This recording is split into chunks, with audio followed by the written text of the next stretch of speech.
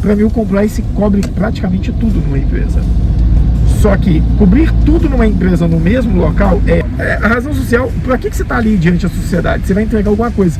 As empresas esquecem disso, pensa muito na parte de razão do lucro. Assim, você pega uma empresa, o que a empresa deveria fazer? Então, assim, quando você fala tudo isso, para mim, está onde? Está dentro do compliance, não está na LGPD. O risco de você trabalhar com dados sensíveis, e as empresas deveriam pensar nisso quando você fala de compliance. Qual é o propósito de você ter a sua empresa? Exatamente.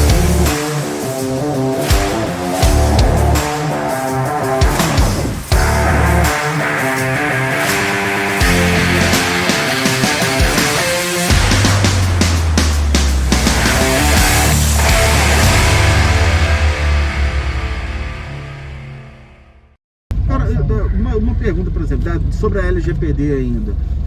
Uma empresa igual a gente foi lá agora, nós vamos tratar com dados muito sensíveis dessa empresa.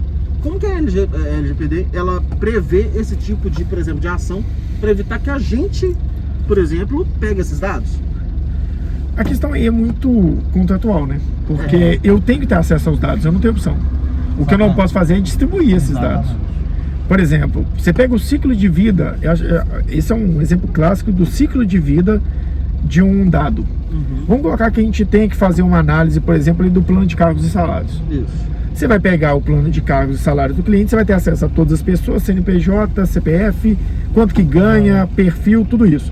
A gente vai pegar essa informação, transformar num plano de cargos e salários ou em algo da ISO, definir o modelo, repassar para o cliente, fazer a entrega e arquivar. Depois da entrega arquivada e aprovado, a gente tem que excluir esse dado. Sim. A gente pode ficar com um modelo de trabalho, porque foi criado pela gente em alguns aspectos.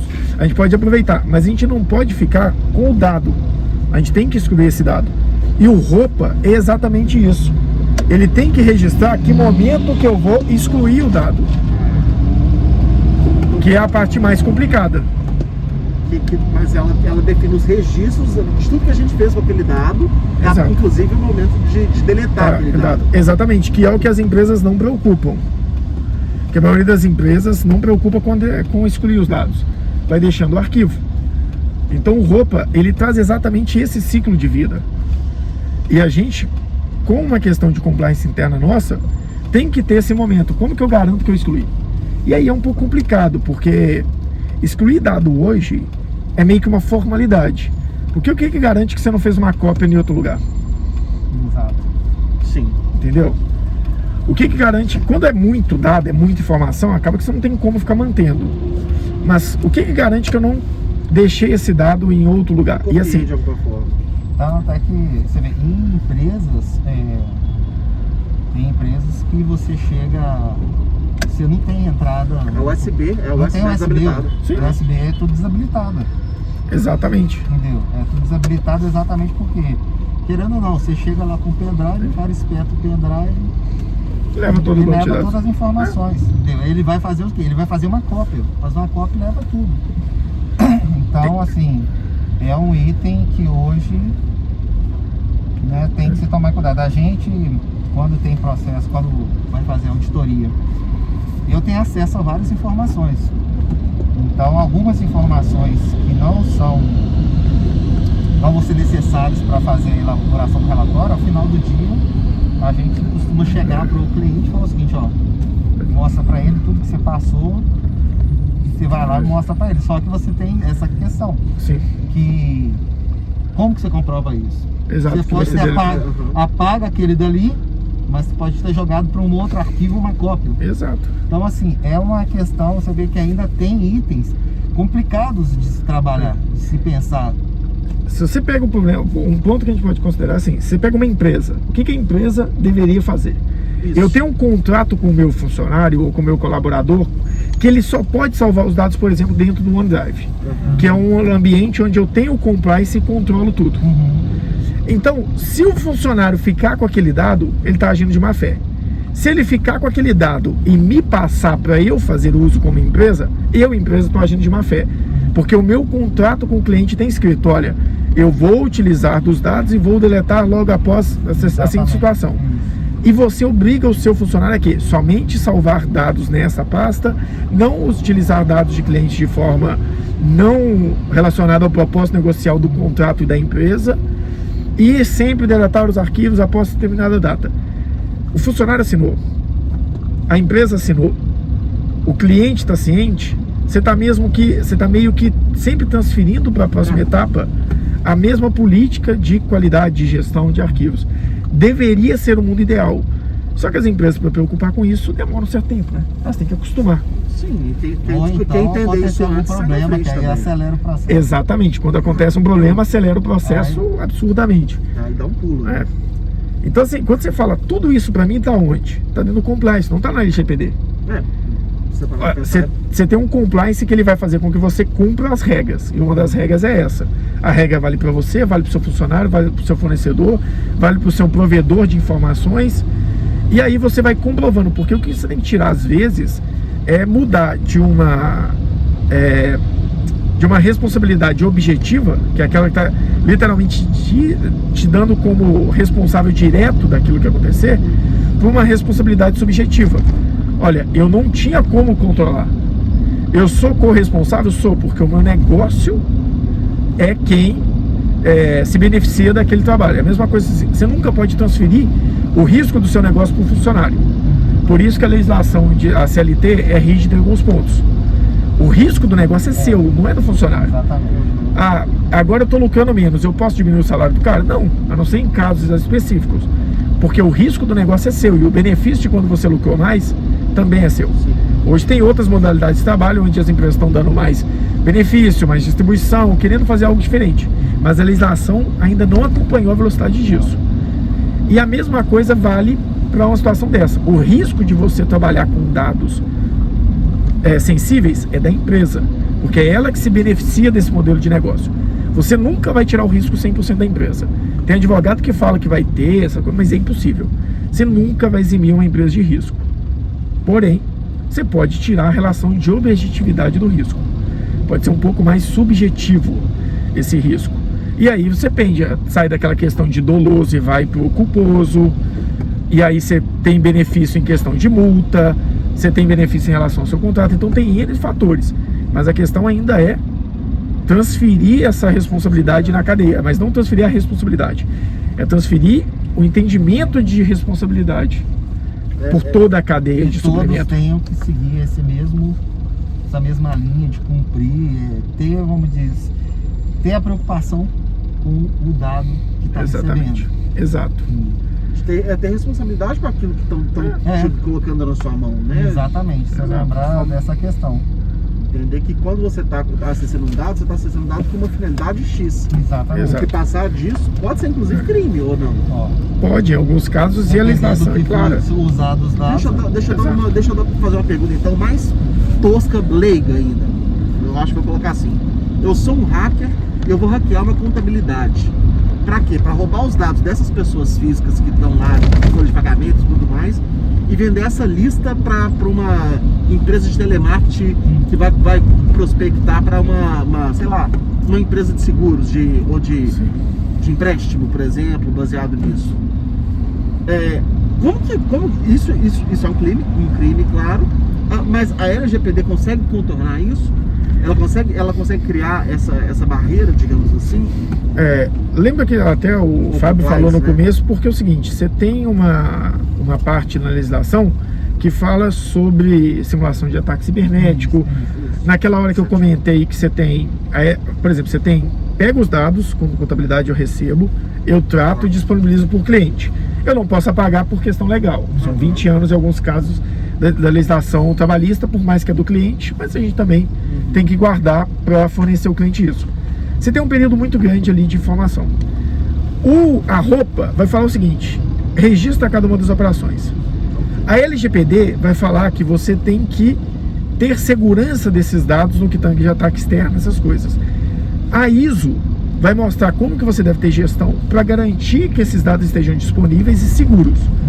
Então, e o compliance teria um programa de integridade em cima de tudo isso para disseminar isso para a próxima etapa da cadeia, que é tanto a sua equipe interna, externa, comunicação, tudo aquilo que o programa de integridade rege.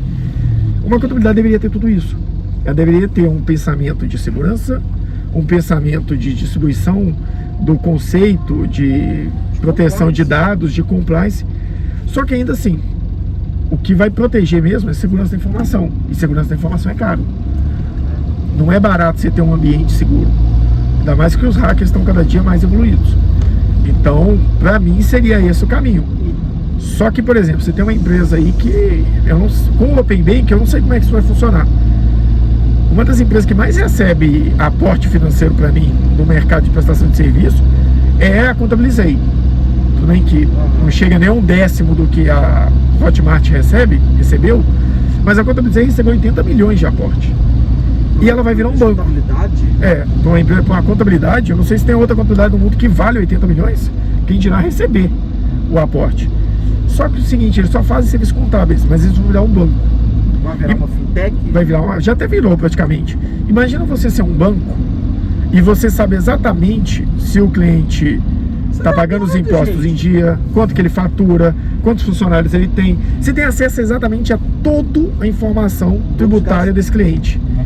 Agora, esse banco pode ter acesso a essa informação para aprovar ou não um limite de crédito?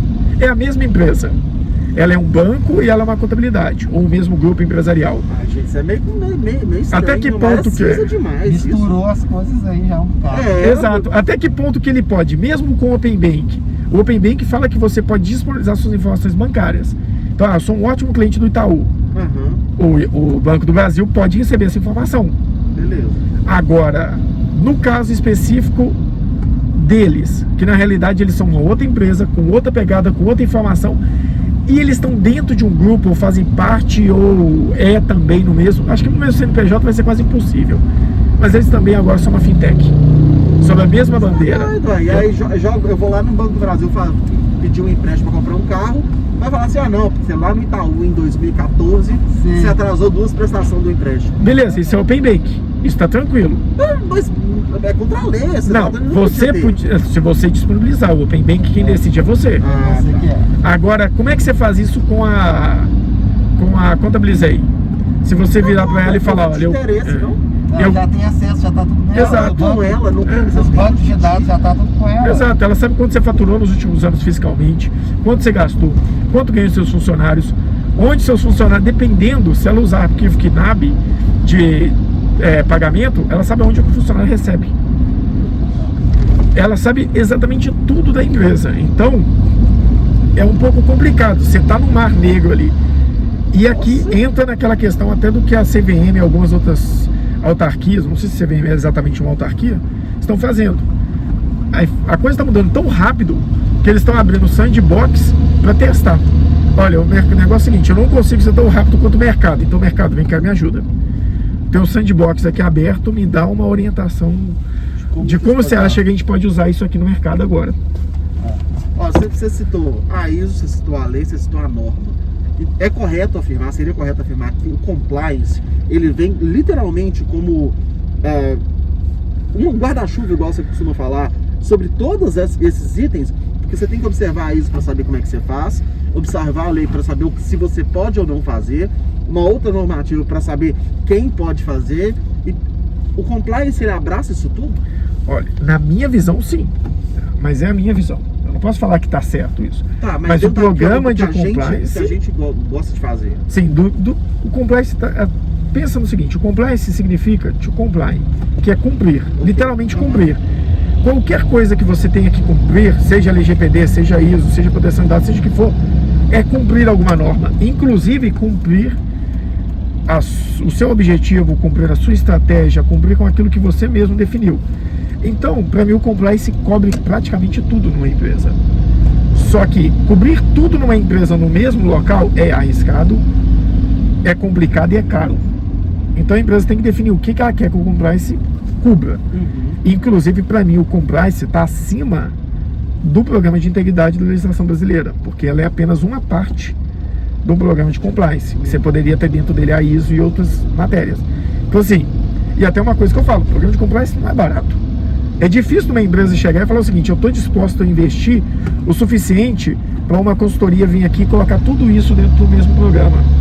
Isso são mais de um ano de trabalho, 18 meses, 24 meses de trabalho, de 2, 3 consultores por semana dentro da empresa, conversando com todo mundo, parando parte da operação, para uma coisa que de imediato não dá o resultado que a maioria dos empresários imediatistas esperam. No futuro, sim, vai dar segurança, vai evitar multa, vai dar segurança de qualidade, de aplicação de dados, de qualidade, a ISO mesmo, dentro da qualidade, pode dar muita coisa. Só que a empresa tem que estar madura o suficiente, igual agora quem saiu de uma empresa com uma visão europeia, com um nível de maturidade muito fora daquilo que a gente está acostumado, por mais que eu acredito que também tem empresários brasileiros com o mesmo nível de maturidade, Esse cara puxa, mas é mais raro. Mas ali a gente viu o nível de maturidade de alguém que está preocupado muito mais em ter uma gestão e ter uma responsabilidade com a sociedade, pensando ali naquele conceito de razão social. Você vê que o que eles enxergam é exatamente essa questão. Eu quero ter um item que vai dar segurança para a minha empresa, que vai melhorar, vai tornar a minha empresa mais eficiente, mais segura. E a gente resumindo, vai ser uma empresa socioambiental. Exato. Entendeu? Ou seja, ela vai ser mais responsável em relação à questão socioambiental, né? Com a comunidade do entorno, com o estado que eu estou, com o país que eu estou vivendo. Com a sociedade que eu estou inserido, né? Exatamente. Então, assim, é uma coisa bacana de você ver. Exato. Raro de você ver. Mas quando você vê, vale a pena, né? Foi espontâneo. Motiva você continuar no trabalho ali, né? Foi assim uma coisa espontânea. Que sim. Eu fiquei assustado. Exato. Eu fiquei assustadíssimo. Eu falei, gente, existe gente assim. Tem uma coisa muito clara. Se você pegar, por exemplo, quando você pega um CNPJ, você está tendo uma autorização do Estado para você trabalhar. O Estado representa a sociedade. E lá no seu CNPJ tem escrito assim, razão social. É para aquilo que você veio em razão de entregar algo para a sociedade. As pessoas esquecem um pouco disso. Elas esquecem que a empresa está ali para trabalhar em razão de alguma coisa para a sociedade. Vamos pensar nesse negócio do nome de ser razão social. A razão social, para que você está ali diante da sociedade? Você vai entregar alguma coisa. As empresas esquecem disso, pensam muito na parte de razão do lucro. Ou no sentido de tipo nome social, ou Exato. O motivo de estar aqui. Na verdade não, tem um porquê de uma empresa existir. E as empresas deveriam pensar nisso quando você fala de compliance. Você está ali por uma razão social. Então, o programa de compliance vai cobrir muita coisa. Mas, te falar, não é fácil. E aí você vê que tem algumas coisinhas simples que a gente às vezes tem nas normas. A própria ISO 9000, que é bem básica, ela fala para você o seguinte: quando ela fala de você verificar o seu contexto, tudo, ela pergunta para você qual que é o seu propósito. Qual que é o seu propósito, seu contexto, seus objetivos. Ou seja, qual é o propósito? Qual que é o propósito de você ter a sua empresa? Exatamente. Entendeu? Qual que é o seu direcionamento? Aí você vai lá na parte da 14, na 11, ele vai te perguntar qual que é o propósito. Cara, e aí você pega o seguinte: há quanto tempo isso está no mercado? Há muito tempo. Aí você, assim, nada contra, uso muito, acho o Simon Sinek um gênio, mas o cara foi lá e pegou e fez um círculo dourado que ficou famoso no mundo inteiro. O porquê que sempre existiu em muita coisa.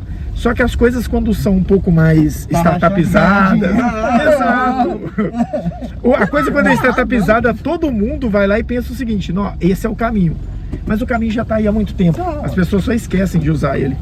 Se você for verificar e perguntar por que você faz, como dizer, por que eu faço essas coisas? E assim foi mais um episódio do No Caminho do Cliente. Até mais, pessoal. Cara, só um minutinho que Desce. Caiu alguma coisa minha aqui. Pisa aí, só pisar. Desculpa. Caiu. Caiu alguma coisa minha, meu cartão bancário. Cartão e a...